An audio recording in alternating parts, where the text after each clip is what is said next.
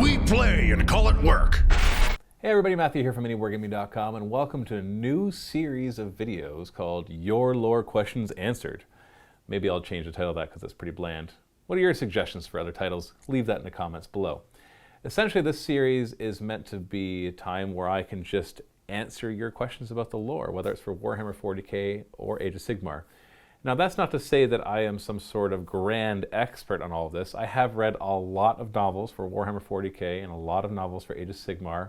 I am obsessed with the lore. I find that I'm not really interested in a game, whatever it might be, unless I am usually interested in the lore. And that's no different for both Warhammer 40k and Age of Sigmar. So what I'm going to be doing here is you leave your questions in the comments below, and I will make short 10-15 minute videos roughly. Just depends on how long they end up being. Maybe some will end up being shorter and some will end up being longer. They'll come out as often as I make them. I don't really have any plans for whether it'll be daily or a couple times a week or weekly. I'm just going to try this out and see how it goes. So your feedback will be most appreciated. So two things you can help me with today. One is a better title for the series, although I'm going to be filming a bunch of these all at once. And two will be questions for future Your Lore Questions Answered. Warhammer 40k and Age of Sigmar are both good. If I don't know the answer, which I've been looking over the questions that have already been posted when I put up the announcements for this. I'm going through them, I'm like, well, I kind of know a bit about that one. I know that one. I don't really know that one. I'm going to do the research for them, for you basically. So if you have a question, because I love to delve into it, but I need purpose. Why am I reading? I just don't want to go through wikis and read all sorts of novels without having a purpose. You asking questions will give me purpose. So for our very first question, we're going to talk about Chaos Tyranids. That seems kind of odd. The question comes from Lily Brown. What's up with the Tyranid splinter fleet that left a warp storm newly augmented with fungoid growths, in brackets, 8th edition Nid Codex? And when she first asked this question, I was like, what? What are you talking about? And so I had to go back over all the lore of the Tyranid Codex, and I found there was one little blurb that talked about that. And it made me want to talk about that subject. Obviously, there's not a lot of lore background besides the one or two sentences that are in there. But I want to talk about Chaos Tyranids. Are they possible? First off, let's read the part in the Tyranid Codex that talks about this. So basically what's happened is Hive Fleet Leviathan, which is one of the bigger hive fleets that has been invading the galaxy, has invaded Baal, the Baal system where the Blood Angels are. And it's a huge invasion fleet, but when the huge warp storm split the galaxy in half, it basically scattered the fleet into 1,000 fragments. So basically it says this, what I just said, and spat out across the vast expanse of the galaxy. So now they have a good story reason that Hive Fleet Leviathan are everywhere now, even though they were already pretty much everywhere. Several hundred bioships tumble out of the void in the heart of the maelstrom, and there fall upon the piratical fleet of Huron Blackheart, master of the Red Corsairs. Another larger host emerges in the midst of the Veles system, fearfully close to the heart of Segmenton Solar. That's where Earth is. Garbled distress calls received from Veles Prime speak of frenzied, shrieking swarms of Tyranids covered in bizarre fungoid growths and wielding previously unrecorded bioweapons. It is unknown how many more of these splinter fleets survived the cataclysm at Baal intact. So this is where we get a little hint. I remember years ago, I was going to be making a narrative campaign. When I say years, it's probably a couple of years. A narrative campaign about Nurgle Tyranids. In fact, I even had an entire army commissioned in order to be able to do that campaign. I have since used those miniatures, but I never went ahead with the entire campaign. I had other ideas, I just got sidetracked for whatever reason. But I remember when I talked about it, there was a great uproar in the comment section saying that you cannot have Chaos Tyranids. They are not compatible. Too many times in the lore have they basically said that Tyranids avoid chaos stuff like the plague because they can't consume them and chaos can't taint Tyranids. But my answer to that was always, well, first off, this is a fictional universe, so the writers can do whatever they want. But putting that aside, because that's kind of a cop-out for an answer of why it is, what things have happened in the universe that could give us precedent as to why we would maybe be able to have Chaos Tyranids? That's usually how I like to look at lore, and whenever I do my narrative campaigns, is to, yes, I could make whatever I want, but I like it to be based on something that has some sort of precedent. So I could argue that, well, according to this novel, or according to this thing in this battle tome or codex, this could be possible. So are Chaos Tyranids possible? Well, this is the first time that I've seen something so specific where they've probably been warped by Chaos. But even in the previous codex, we did have interactions between Tyranids and Chaos. In fact, I believe it was in the 7th edition Tyranid Codex that we first had a fight depicted between the Tyranids and Chaos demons. What was happening when the Tyranid fleet were invading a world upon which there was a conduit to the warp that was currently being protected by, I think it was Grey Knights. It was some sort of Space Marine librarian group that were basically keeping a ritual up to keep the warp closed in that area, but it was a known warp gate entry point, or whatever it happens to be. And the Tyranids invaded that world and eventually disrupted that, and so they defeated the Imperium defenders and were busy consuming the world when that gate erupted and demons poured forth from all 4 Chaos gods. There was even one huge champion from each god that came out. And when they came pouring out, they're like, roar! And then they looked around and they're like, what the heck? This isn't the place that we remember from last time. Because now it was just teeming with Tyranids everywhere. And the Chaos worshippers were angry because they're like, this is no fun. So let's just charge into combat. So Khorne guys charge into combat, but as they're killing Tyranids, they're like, there's no blood. It's just ichor. And these guys don't seem to care that we're killing them. And then Nurgle goes forward and tries to disease them, but then they adapt the disease. And all these different things are happening. And the Tyranids finally turn around and they notice the Chaos demons, but instead of seeing them as potential food, they see them as another predator trying to eat their food. So they turn around and they wage a war with them. And they adapt to all the different Chaos tactics. So wherever Khorne goes, rather than engage them in close combat, they bomb them from a distance, which really frustrates Khorne. Every time Nurgle tries to disease them, they adapt to that. And with Tzeentch and Slaanesh, the same things were happening. Whatever their tactics were, the Tyranids would counter it. And after a while, they kind of just fizzled out. A combination of the Shadow and the Warp, the thing that makes the Tyranids the opposite of Chaos, or what seems like they can't coexist, was already squelching them. And the fact that they weren't glutting themselves in the things that they normally enjoy slowly had them one by one wink out of existence until the Tyranids were victorious. So that was the first time we really saw in the codexes something detailed between Tyranids and Chaos. But in the 8th edition codex, we see more than one thing. In fact, we see a few things showing the links between Tyranid and Chaos. Now, backing up just a second, the Shadow and the Warp, if you're not familiar with Tyranids, is the psychic phenomenon that always surrounds a large body of Tyranids, usually a Tyranid fleet. And it is so huge that it can be felt really far in advance of the fleet getting there. And what it does is the Tyranids are incredibly psychic. We don't know exactly how they function because we know how psychic works with humans and Eldar and Chaos and all of that. They use the warp, basically. They tap into powers of the warp. And it's said that the Tyranids don't, but at the same time, it's kind of a weird coincidence that they show up in the galaxy for the first time, presumably, and they already have this perfectly blanketing thing that kind of shuts down the warp around them. But is it really shutting down the warp? The answer, I think, is no. It's more just transmitting so much that you can't hear anything. Imagine if you're trying to talk to somebody and there's another 1,000 people around you all talking very loudly, and you're trying to talk to somebody who's like a few feet away from you. You won't be able to hear each other really well. That's not because all these other people are shutting down your talking. It's just because they're just overpowering it. And so the Tyranids, each organism is linked to a synapse creature, which is linked to a stronger synapse creature, which all links into one big neural network, which is actually forms that, when you look at the Tyranids, they are one giant organism formed of smaller pieces, not individual organisms working individually, unless they're cut off from the synapse creatures, of course. And so I think of it not as a blocking mechanism, but as just a natural outcrop of them using the warp so much in their communications that it drowns out everything around them. It's quite possible that the Tyranids were designed to do this, but we don't really have anything in the lore that gives us that as an option, because there is the question of where the Tyranids came from, which I probably will cover in a future lore video. So if they were designed to conquer Chaos, then this makes sense, but we don't have anything that really says that strongly. There are little hints here and there, of course.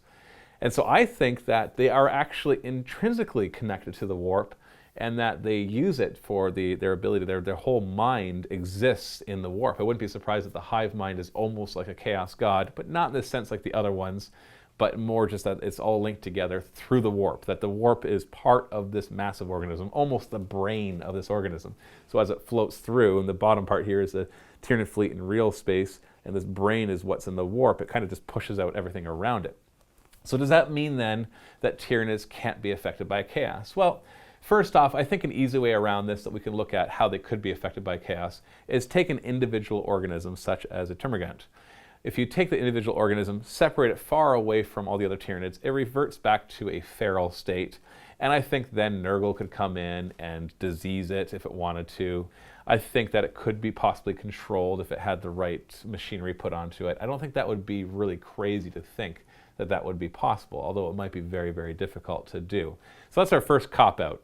If we just say, well, just remove them from the hive mind, and we'll be able to taint their physical form, because in the end, then it's just a physical form just like any other, and we should be able to do what we want. I believe that is possible. In fact, the Nurgle Tyranids that I had created weren't actually going to be Nurgle Tyranids, but more zombies, and that the fleet got infected by Nurgle disease so heavily that the rest of the fleet weren't able to adapt to it, so they just cut them off and treated them like, basically it's like cut off your hand if it's like spreading a disease that's about to go into your body. You just cut it off and throw it away. So they were cut off from the hive mind, but they couldn't go in and destroy it because then they would risk infection. So they continued carrying on with this Nurgle disease, and then Nurgle was able to swoop in and fill in where all that synapse was removed and control them. That's how I was going to be doing that, and I thought that was an interesting way to approach it. But do we have precedent that allows us to say that that is a possibility? Well, I think the answer to that question is yes, partly because I've already talked about how they're connected to the warp. Now let's look at some other things in the Tyranid codex. One of the other things is if we look at a couple of the hive fleets. Hive Fleet Kronos is a new one that has emerged as a response to what's happened in Warhammer 40k 8th edition with the huge new Great Rift opening up and chaos seriously threatening the feeding grounds of the Tyranid fleets. And so Kronos it emerged, and its shadow on the warp was even more powerfully suffocating. So this is where I think that the Hive Fleet actually saw something that it naturally was doing and figured out how to adapt its mind to more powerfully emanate out. And so where most Hive Fleets would avoid warp storms or would avoid chaos because it just wouldn't work for them, because they go in, they'd have to expend all this energy to destroy it, just to not have anything that they could really consume to make up for all the energy. So they don't want a war of attrition. They want to always be building and building and building. Hive Fleet Kronos is the opposite. And where it would go, it would specifically hone in where there were warp storms or high amounts of psychers or any psychic activity. And they would go in there and they would nullify it with their huge shadow in the warp and they just basically stifle it and destroy the psychers, destroy chaos, and shove them away. Now, that probably means that actually does mean that Kronos will fight a war of attrition, which is why it's really interesting to see that the Hive Fleet Leviathan actually works with Kronos. What Hive Fleet Leviathan does is two things. One, it leaves partially digested worlds. So normally it would strip a world and then leave, but in this case it left a bunch of partially digested worlds in the pathway of Kronos. So Kronos could just go in and feed on it without having to expend any extra energy in defeating its inhabitants. Or Leviathan would defeat a bunch of systems and carry on, leaving a few systems totally unguarded. So even though they didn't partially digest it, they had destroyed all the armies around it and all the other neighboring systems and carried the war front past that. So all of a sudden these ones were easy pickings for Hive Fleet Kronos. So it allowed Kronos to exist not as a typical Hive Fleet that is usually self-sufficient, but as one that's meant to be used more as a bioweapon to destroy anything that's psychic. But it's still interesting to see that they do have that strong connection, that they can feel that and that they can respond to it. Now, that's Kronos showing that the Tyranids can defeat chaos and can create weapons to do so. But what I find is really interesting is Hive Fleet Tiamat. And this Hive Fleet is unique for a different reason. It's the first Hive Fleet that they've noticed to conquer worlds and not then devour them, but instead have a kind of holding pattern where it surrounds these worlds and protects them. And in fact, when they finally got through and they were able to land on the planet, they noticed that there was a continent-sized bioform that was created. And this huge bioform, this huge bio building, whatever you want to call it, all of a sudden emitted out this enormous psychic pulse that just destroyed the Space Marine librarian that was there, and his death screams alerted all the nearby Tyranids, and the Death Watch, basically, who were there investigating, were overcome by all the Tyranids, and they sent out a warning before they all died. But it is interesting that they all of a sudden created this big bioform, and on top of that, Hive Fleet Tiamat has started to quest out and grab more biomaterial and keeps bringing it back as if it's building this thing. But what is it building? Some people think that it is a beacon to draw in more of the Tyranids, but why would it need that? It's already got tons of Tyranids here. Others think maybe, one of my theories is it might be like a null beacon kind of thing, where once it builds it strong enough, it can actually project the hive mind much more clearly over the other hive fleets, maybe uniting them even more, and projecting that shadow on the warp even more powerfully, making it larger and shutting down a lot of chaos, but who knows? So we have all these really interesting interactions, but going back to that one paragraph in the description of the one hive fleet that comes out, it talks about them. Let's just read that one more time. During the Third Tyrannical War. It is right here. So it talks about them being frenzied, shrieking swarms of Tyranids covered in bizarre fungoid growths and wielding previously unrecorded bioweapons. And this is just a moment ago, or whatever, before they were shot out, they were part of Hive Fleet Leviathan. And none of that really is Hive Fleet Leviathan's thing. We have Hive Fleet Orubus, which uses old types of weapon and carapace and old bioforms. So if you ever play with like super old models, you can just play that Hive Fleet. And that would work really well to defeat the Imperium, because they shot where they thought was a vital spot, but it turns out, no, that's the new vital spot. The old vital spot is over here. Or they'd shoot things that would work against Tyranids normally, but doesn't work against them because they have an older physiology. But other than that, Leviathan's not like that. So I think this is our strongest thing. We have evidence that Tyranids interact with chaos. I don't think we can really say that it's just a thing they emit to block out chaos. I don't believe that the shadow on the warp is ever meant to be that. I think they're just too tied into chaos in order to be that, especially when we look back on older lore that's been retconned about the Genestealer cult. Genestealer cult often using chaos to go about their purposes, but I'm not going to use that as evidence, but more just a little bit of extra support to what I'm trying to say here. But I wholeheartedly believe that if there is a strong enough chaos presence that they could corrupt a part of a hive fleet, I don't think it would ever become a thing where the entire Tyranid, whatever it is, the entire huge organism that's invading the galaxy, would fall to it. I think their bigger threat is just that not winning this war of attrition, that chaos just beating them down enough that they can't regenerate enough to make up for all their losses. They don't have a sustainable kind of culture. It's not like they stop and farm a world over and over and over again and let things grow up. And because that would be the smart thing for the Tyranids to do, would be conquer a world, and then kind of like how we do deforestation properly, where you go in and you cut out just enough trees that it can then regrow, so you can go back and cut that many trees. And it allows, in the short term, for less consumption, but in the long run, way more consumption. But that's not how they typically work. They go through, they consume, they move on. And apparently they've done that for galaxies and galaxies and galaxies before this one that they've come. What do you think? Do you think that Tyranids could be corrupted by chaos? If so, how? If not, why not? Leave your comments below, including comments for questions that you would like discussed and answered in the next Your Lore Questions Answered, or whatever this series ends up being called. Thank you so much for watching. If you'd like to support us and have even more of these videos made, please join the MiniWarGaming Vault. There's thousands of videos in there. It also helps to support us. The more Vault members we have, the more videos we can make, the more people we can hire, the more models and terrain we can build to make even more videos, so that we can increase your enjoyment of the wargaming hobby. Thanks so much for watching. You can click on the link in the video description to get a MiniWarGaming Vault trial, and I'll see you in the next video. Happy wargaming.